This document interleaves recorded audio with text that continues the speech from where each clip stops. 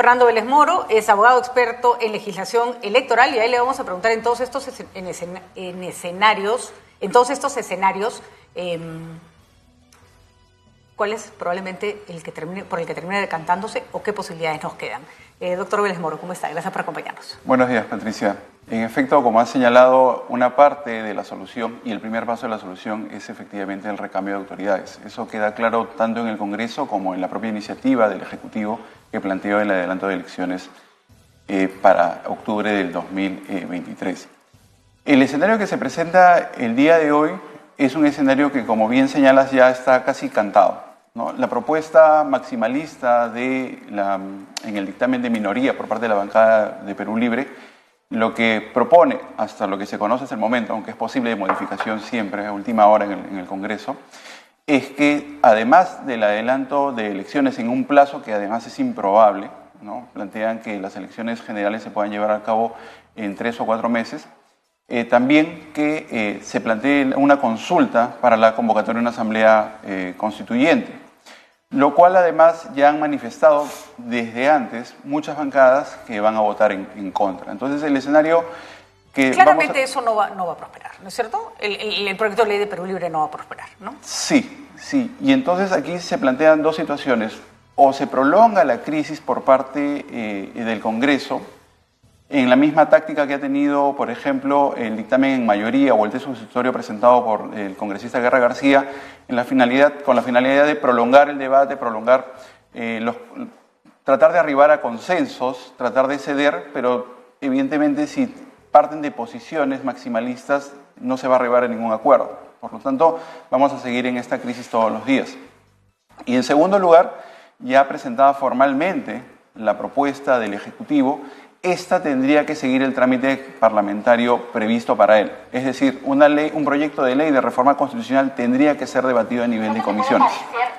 Y eso significa que el proceso del trámite parlamentario regresa a comisiones para el planteamiento de un dictamen y para su posterior discusión en el Pleno, mientras los días van a seguir pasando y la crisis se sigue agravando.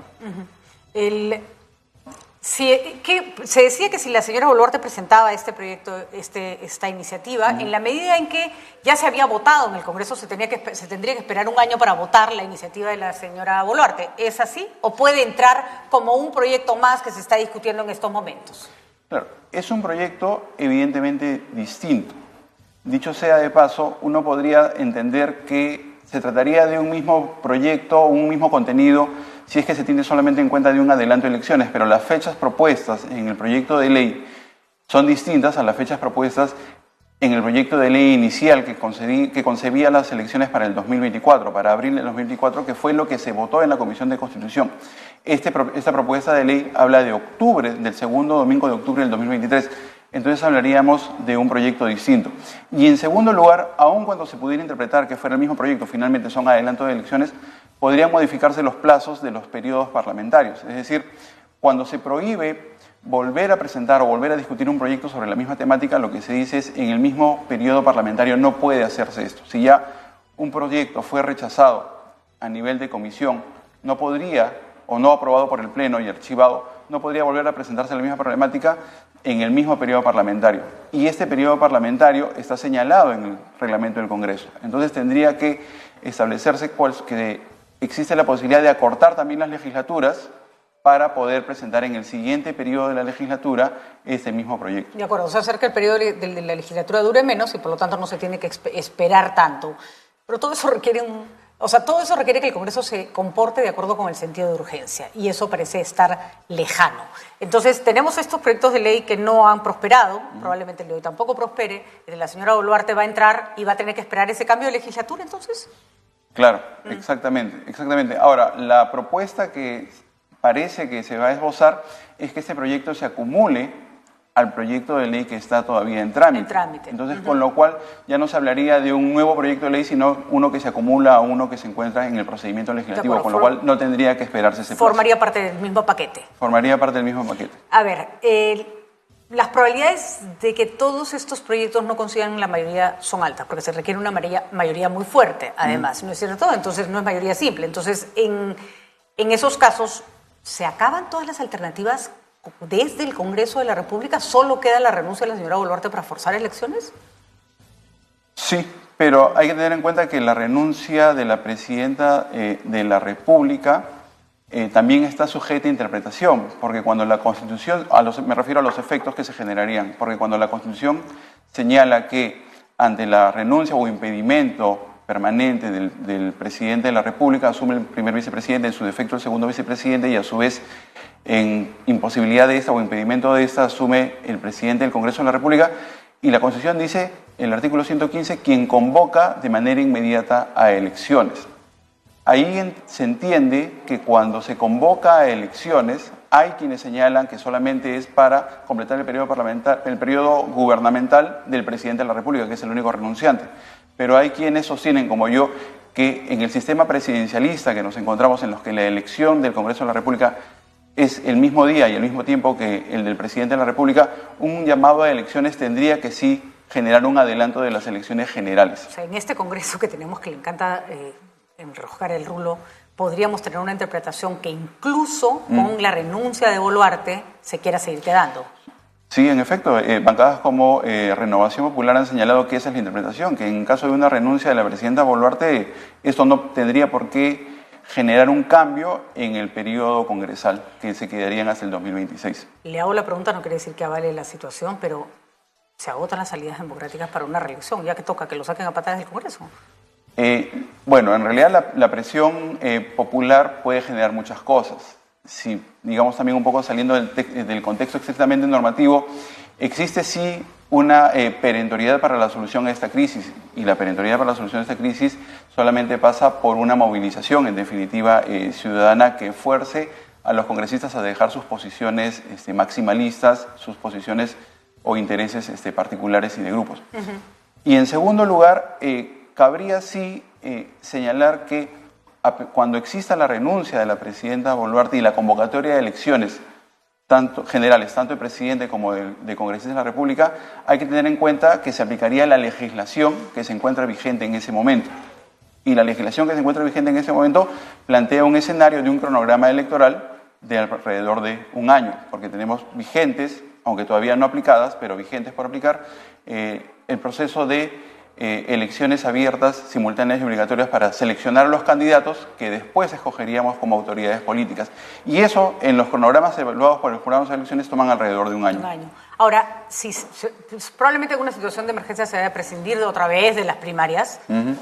La vez pasada fue por el COVID, tengo entendido. Ahora sería por esta razón, con lo cual nos parece que no se van a materializar nunca las primarias, pero en fin. En ese contexto, entonces, ¿ameritaría que estas elecciones sean solo hasta el 2026, como se han planteado? Perdón, que sean, que sean solo complementarias. Sí, yo tengo una posición particular al respecto, ¿no? Cuando la Constitución habla de complementarias, aunque no las menciona en ese nombre, uno entiende por complementarias algo que complementa a lo anterior. Y el ejemplo al que se recurre son las elecciones del 2020, de enero del 2020, del periodo congresal complementario post-disolución del Congreso de la República. Pero ahí estamos hablando no de elecciones generales, estamos hablando solamente de elecciones congresales. La Constitución dice, en el artículo 134, con la disolución del Congreso se procede a la convocatoria inmediata de elecciones, del Congreso que se acaba de disolver constitucionalmente. Como el que cerró Vizcarra. Como el que cerró Vizcarra en septiembre del 2019. Y eso significa que el periodo de gobierno del Ejecutivo no es alterado, porque solamente ha habido una disolución del Congreso. Por eso es que se elige de manera complementaria para culminar el periodo al Congreso de la República. Para completar algo que se quedó incompleto. En cambio, en esta situación, discúlpame, tendríamos un autorrecorte del mandato de ambos estamentos, tanto el Ejecutivo como el Legislativo. No estaríamos en realidad dispuestos a complementar o señalar a complementar nada, porque se está recortando con una modificación constitucional del mandato. O sea, tendríamos no un periodo complementario, sino un periodo presidencial más cortito, que requeriría un cambio constitucional ad hoc para después otra vez volver a la fórmula de siempre, digamos. Si no, no vamos a quedar con presidentes y congresos que solo duran 3 años, ¿no? Y el ejemplo en realidad al que se debe recurrir no es al 2019-2020, sino es al 2000-2001, cuando se elige. Cuando se recorta el mandato del 2000 a 2001 tras la salida y la caída del gobierno de Fujimori, se convoca elecciones para un periodo gubernamental de 5 años, no para completar el periodo 2000-2005, sino para un nuevo periodo 2001-2006. Entonces, y además, la segunda razón es por lo que acabas de señalar, ¿no? Periodos gubernamentales tan pequeños, de cada 2 años o cada 2 años y medio, que es lo que se planteó el día de ayer y que felizmente no pasó, del 2021 al 2024, del 2024 al 2026, lo que hacen es igual generar inestabilidad. De acuerdo. Complicada situación. Los que pueden participar y no pueden participar, creo que tienen razón los movimientos políticos, partidos políticos que tenían claras expectativas, ¿no es cierto?, de decir, oye, pero si me acortan las reglas de juego yo no me puedo quedar fuera, porque esto no es un proceso normal. Sobre eso también tendría que haber cambios para que por lo menos las elecciones que vengan sean no se tachen de injustas o de convenientes solo para determinados grupos. Sí, hay que tener en cuenta que gran parte de la crisis es un poco por la escasa representatividad o escasa legitimidad de nuestras actuales autoridades, tanto en el gobierno como en el Congreso de la República. Un acortamiento del mandato por cualquiera que sean las fórmulas y no una modificación de la legislación electoral como consecuencia de ella, importaría aplicar las reglas vigentes. Y la regla vigente señala que solamente se pueden inscribir partidos políticos hasta la fecha de convocatoria de elecciones. Entonces eso significa que si, digamos, por cualquier razón se aprueba una fórmula de recorte de mandato en el mes de febrero, recién hacia el mes de marzo tendría que realizarse la convocatoria. Incluso el proyecto de ley del Ejecutivo plantea que dentro de 30 días de aprobada la modificación se proceda a la convocatoria a elecciones y solamente hasta esa fecha podrían inscribirse los partidos políticos, lo cual significa, como bien señalas, cerrar la puerta a nuevos actores. Lo que tendría que hacerse es modificar esa fórmula actualmente vigente para posibilitar o retroceder o recurrir al antecedente como ocurría hasta hace algunos años, en el cual el registro de organizaciones políticas se cerraba recién en la fecha de presentación de las listas de candidatos. Y no como ahora ocurre. Entonces, a la fecha de convocatoria. Se podría suspender la aplicación de esa ley por esta vez, ¿no es cierto? Ya esas cosas tendrían que estar ocurriendo, ¿no? Sí, claro. Eso pasa por mirar más allá del debate actual de la modificación del recorte del mandato presidencial y gubernamental y también pensar en los cambios legislativos que se tienen que hacer posteriores. Las reglas electorales están hechas para garantizar la democracia. Y garantizar la democracia quiere decir no buscar salidas violentas, no buscar golpes de Estado, no buscar participación de Fuerzas Armadas. Hay mecanismos para eso. Sin embargo, a veces los mecanismos parecen encorsetar a las posibilidades en situaciones totalmente sui generis y fuera de la normalidad, como la que estamos viviendo. ¿Cree usted que si esto no se buscan las salidas de las reformas necesarias para salir de esta coyuntura, podríamos terminar en una salida no democrática?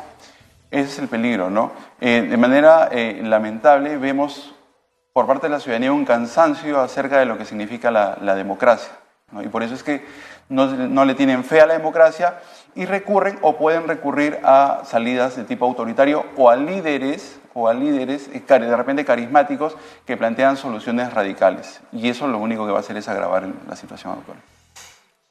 Bueno, ahí están las herramientas, y las herramientas no son, Fernando, un corsé, ¿no es cierto? Nos dan incluso posibilidades para que dentro de este sistema de herramientas encontrar las salidas, siempre y cuando las queramos encontrar, ¿no? Siempre y cuando las queramos encontrar. Ese es el punto, no es que están mal las leyes, hay que cambiar las leyes, dan salidas legales. Las reformas que se hacen con aprobación de la mayoría, pero si no queremos, obviamente, ahí es cuando empezamos a echarle la culpa a la ley, hay que cambiar la Constitución, ¿no?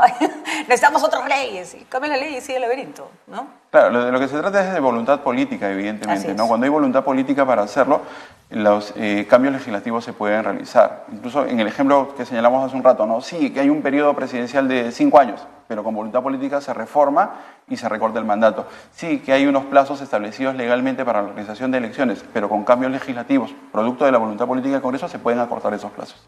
Así es, para eso están las reglas, ¿no? Y si las andamos acomodando cada vez que nos conviene, al final vivimos en un caos absoluto. Muchísimas gracias, doctor Vélez Moro, por estar con nosotros. Fernando Vélez Moro, abogado experto en legislación electoral, contándonos cuáles son los escenarios. Hay probabilidades, hay posibilidades de salida siempre y cuando se ponga de antemano y se ponga por delante los intereses de la nación, del Perú, de los ciudadanos, no de los partidos, ni siquiera de los partidos políticos, bueno, fuera de los representantes de los partidos políticos que están sentados en el Congreso. Es tan particular el interés de los que están votando, es tan chiquito, tan mezquino, que la verdad da muchísima pena.